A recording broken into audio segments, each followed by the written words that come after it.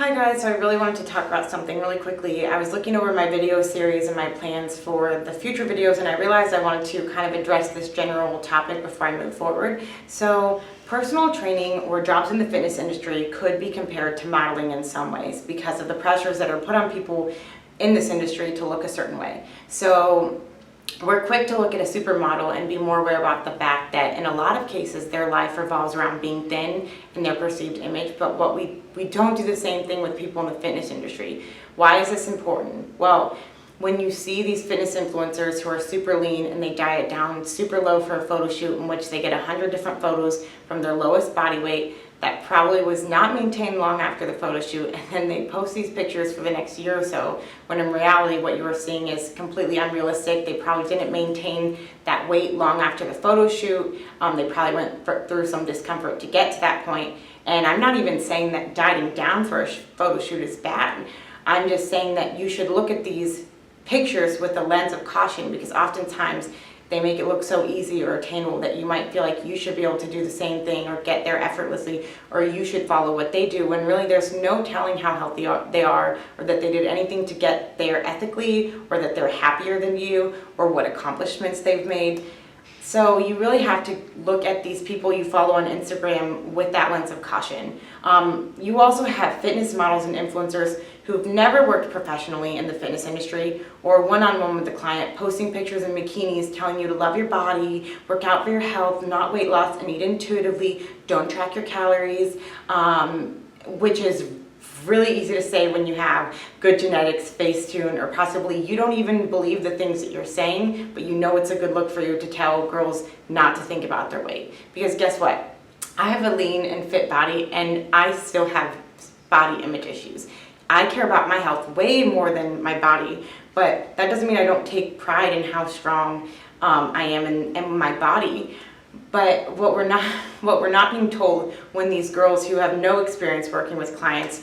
they just have a great body and they like to go to the gym themselves, they're not telling you that there's huge genetic differences that make eating more pleasurable for some of us, exercise less pleasurable for some of us, and a lot of our struggles we're literally predispositioned to. I would recommend you take some time to do some research on set point theory and how a lot of our bodies do have a weight that they prefer to stay at, and they fight to keep us there with extreme hunger cues and fatigue. So with all that said, why am I talking about weight loss and calorie tracking and how much cardio you should be doing? Because I want to be authentic. I want people to know that I used to have extreme body image issues and confusion around exercise and diet, and I had a lot of people telling me intuitive eating was the only way to fix that, or lightweight high reps, and I found that it left me spinning in circles, more obsessed and more confused. No one could ever be straight up realistic with me and say, hey, if you're eating in a calorie deficit, eating adequate protein, managing your sleep and stress, using progressive overload, being patient and consistent, you'll move forward. Also knowing that you might have to be a little bit uncomfortable, you might have to be a little bit hungry. I tried eating clean foods and ended up consuming crazy amount of calories and putting loads of coconut oil in my coffee and eating a whole bag of trail mix and almonds and not knowing what a serving size was, and having people tell me you might want to check on your hormones as the reason I'm not losing weight, instead of just saying, hey, you're probably over consuming your calories and not lifting enough weights, not getting enough activity. And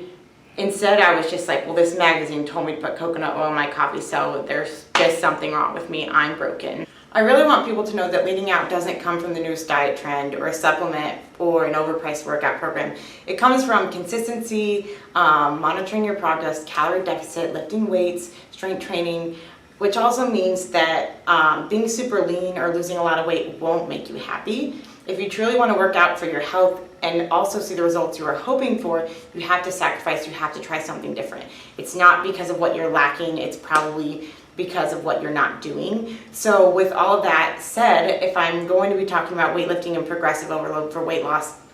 why did I start a video series on my training for Monumental? I wanted to have a place where I could share something that I love so much related to fitness, but also share why maybe following a high protein diet and focusing on weight training might be a better avenue for you, because it could be a lot more efficient and effective if weight loss is your goal. And I don't want anyone to think that because I'm running, they should run. And the thing is, before I started training for Monumental, I was at what I perceived to be my ideal body type, extremely lean, feeling great,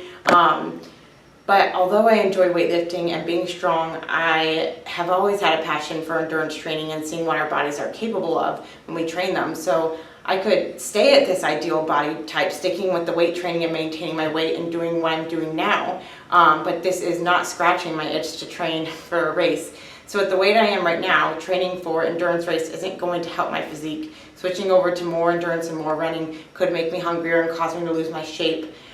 In my current lean body weight and still dealing with body image issues just like everyone else, I feel a pressure to look a certain way in my career, and I still fight that internal battle of sticking with my routine and weights and not taking the risk of my body changing a little bit, which it might or might not, to pursue something that challenges me mentally and physically. And how does that relate to you? I know it sounds weird to say that I'm scared about the way my body will look after running, but that's my issue and my struggle and my insecurity, and it's relative to where I am in my fitness journey. So I want people to know to have the tools to lose weight, to become lean, but also knowing that being lean and skinny isn't the solution to your happiness. Maybe what you get from this video is that, yes, eating a little bit less food, drinking less, doing all these things is how you lose weight. It's not from these other things, but going out for a glass of wine with your friends makes you really happy, and going to a gentle, low-intensity yoga class is better for you mentally than doing HIIT 7 days a week. Maybe you need to swap out a workout. You just have to understand that there is give and take, and it's really what you're willing to sacrifice, and you have to have all of those things in question when it comes to losing weight and your happiness. So with me choosing this race and sharing this experience with you, I'm opening up about my own body image issues and also showing you that fitness is not about being thin and lean, and you have to understand that setting a realistic goal and understanding, well,